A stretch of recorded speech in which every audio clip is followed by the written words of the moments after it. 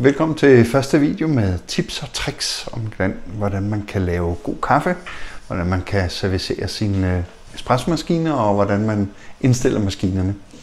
I dag skal vi snakke lidt om, hvordan vi indstiller maskinerne, så kaffen smager så godt som muligt, at den løber rigtigt, og hvordan man egentlig holder øje med, om den løber som den skal. Det handler lidt om, hvor hurtigt det løber, og hvor hurtigt vandet kan komme igennem kaffen, en såkaldt ekstraktion.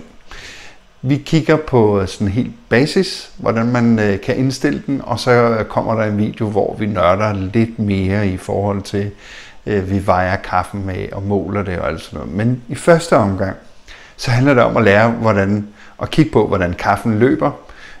Og så er der selvfølgelig smag, men det kommer af sig selv. Kig på, hvordan kaffen løber og indstille kværnen derefter og kaffemaskinen.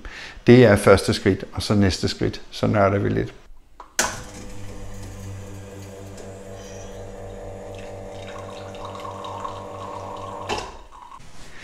Hvis din kaffe løber så hurtigt, som du lige så går det altså for stærkt. Og det betyder, at kaffen, vandet når ikke at ekstrahere ned i kaffen, og den løber simpelthen for hurtigt igennem, og så trækker den kun en rigtig dårlig smag kaffe ud i din kaffekop, og det gør det, der trækker i kinderne, at det ikke bliver så god en kaffe. Og så får man bare ikke det bedste ud af det, og så har man ikke udnyttet, at man måske har, som vi har her, en god espressomaskine, og det er bare rigtig synd. Så det du skal gøre, det er, at vi skal få kaffen til at løbe langsommere igennem porterfilteret, som den her hedder. Det hedder et porterfilter.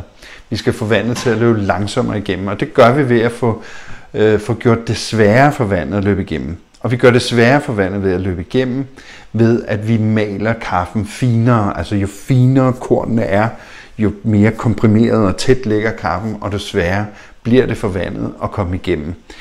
Det er en måde. En anden måde, det er, at man kan komme mere kaffe i, men det har også sin begrænsning i forhold til, hvor højt i porterfilteret kaffe skal være, for at kunne stadig komme på espressomaskinen. Så start med at gøre det finere.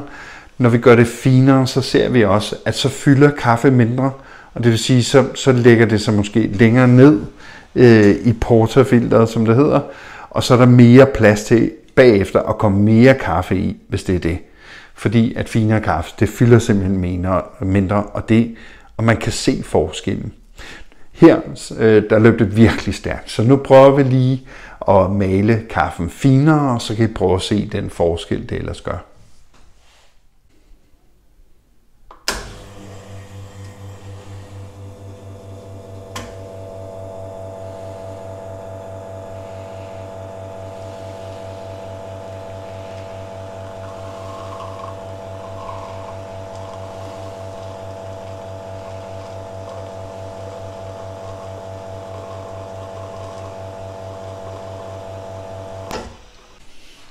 Så løb kaffen meget bedre i. Der er et mere rent, naturligt, stille og roligt flow i kaffen. Og man siger, at det skal løbe mellem 25 og 30 sekunder skal det tage at løbe igennem. Så får man deriblandt, så får man den bedste kaffesmag ud af det. Hvis nu det tager meget længere tid, hvis det for eksempel tager 40-50 sekunder, så skal vi gå den anden vej. Så skal vi starte med lige at se, om vi skal gøre den lidt grovere i kværnen, eller om der skal lidt mindre kaffe i. Og selvfølgelig betyder det også noget, hvor hårdt du presser, når du tamper din kaffe. Og i forhold til det, der er mit bedste råd, man kan google sig frem til, hvor mange kilo man skal trykke og alt sådan noget. Men der er ikke nogen, der kan mærke, hvor mange kilo tryk du har i hånden. Det tvivler jeg meget stærkt på. Det vigtigste er, det er et godt jævnt tryk, men at man prøver at finde et niveau, hvor man trykker nogenlunde ens hver gang.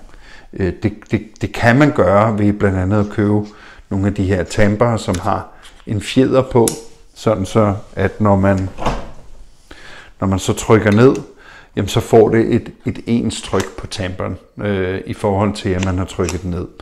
Det kan man selvfølgelig købe inde på hjemmesiden. Så det er en af måderne, man kan gøre det på.